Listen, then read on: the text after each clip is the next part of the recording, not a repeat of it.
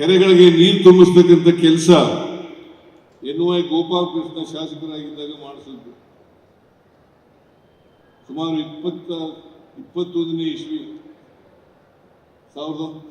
2021ನೇ ಇಸ್ವಿನಲ್ಲಿ ನಮ್ಮ ಪಾರ್ಟಿನಲ್ಲಿ ಶಾಸಕರಾಗಿರಲಿಲ್ಲ.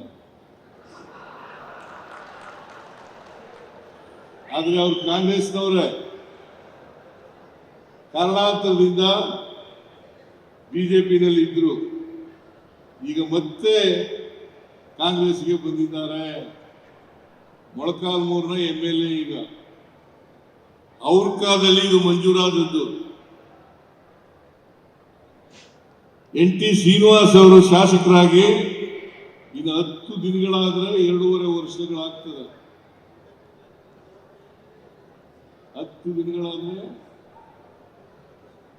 2.5 ವರ್ಷ ಶಾಸಕರಾಗಿ 2.5 ವರ್ಷದಲ್ಲಿ ಅಸಾಧ್ಯವಾದಂತ ಕೆಲಸವನ್ನ ಮಾಡಿದ್ದಾರೆ.